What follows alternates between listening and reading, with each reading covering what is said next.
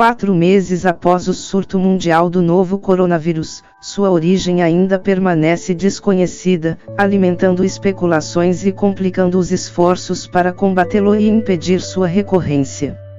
De fato, ele é melhor compreendido como o vírus do PCC, já que o encobrimento do Partido Comunista Chinês e a falta de transparência em relação ao surto causaram ou exacerbaram grande parte da dor e incerteza em seu caminho. A falta de evidências sobre a origem do vírus é especialmente preocupante. Vários vírus animais conhecidos anteriormente foram considerados geneticamente similares, mas não suficientemente similares. Os virologistas parecem concordar que ainda há um elo perdido à fonte original do vírus que ainda pode estar circulando, levando consigo outro potencial distúrbio global.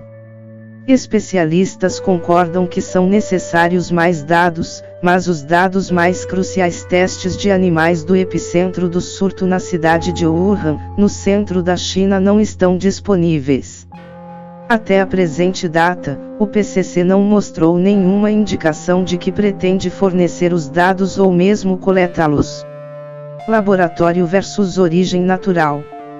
Quando os pesquisadores chineses examinaram o genoma do vírus, eles encontraram semelhanças com 2 coronavírus encontrados em morcegos que foram relatados há vários anos por cientistas militares chineses não em Wuhan, mas em Zhoushan, a quase 800 quilômetros de distância. O vírus do PCC correspondeu a 88% dos 2 de Zhoushan. Em particular, 2 partes do vírus de Wuhan, a proteína NSP7 que ajuda na replicação e a proteína do envelope, I, que ajuda a superar o sistema imunológico eram 100% correspondentes a um dos vírus de morcego de Zhoushan. Isso é extraordinário, porque pesquisas anteriores mostraram que cada cepa de coronavírus parece ter sua própria versão da proteína E. A combinação de 100% é realmente incomum, disse Xiaoshu Shanlin, ex-microbiologista do Exército dos Estados Unidos, ao Epoch Times.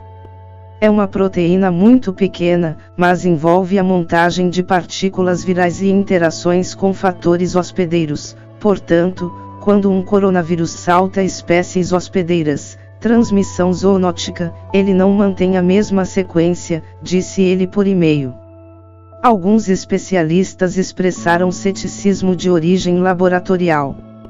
Uma equipe da Universidade de Columbia, Universidade de Edimburgo, Universidade de Sydney, Universidade de Tulane e Instituto de Pesquisas Scripps comparou o vírus do PCC a vários outros coronavírus, incluindo um vírus de morcego recentemente divulgado, chamado HTG13, bem como vários coronavírus encontrados no lagarto pangolim.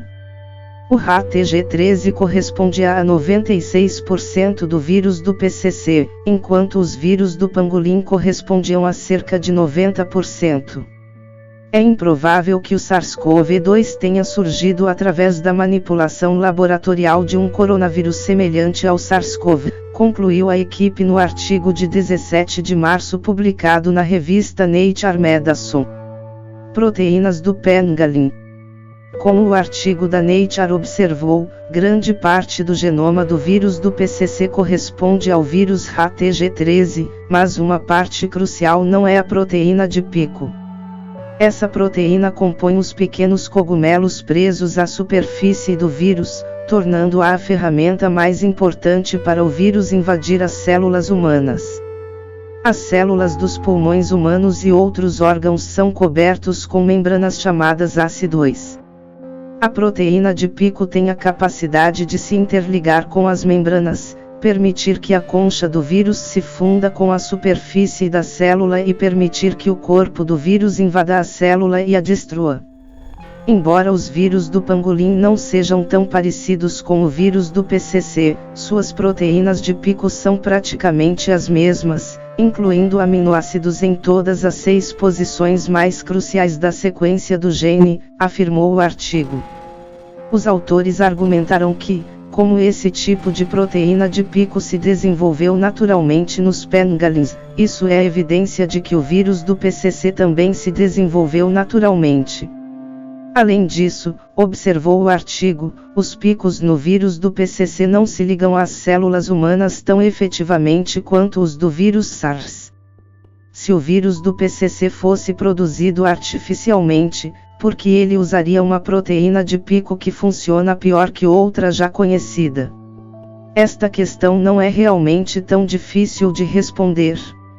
A criação de vírus artificiais com recursos novos ou aprimorados. Pesquisa de ganho de função foi realizada para vários propósitos e não necessariamente para criar o vírus mais eficiente. Ele pode ser usado para investigar quais novos vírus podem surgir potencialmente e qual seria seu potencial pandêmico. Realmente depende de como o experimento foi projetado. Qual é o objetivo deles nesse tipo de estudo de ganho de função? Disse Lin em um telefonema.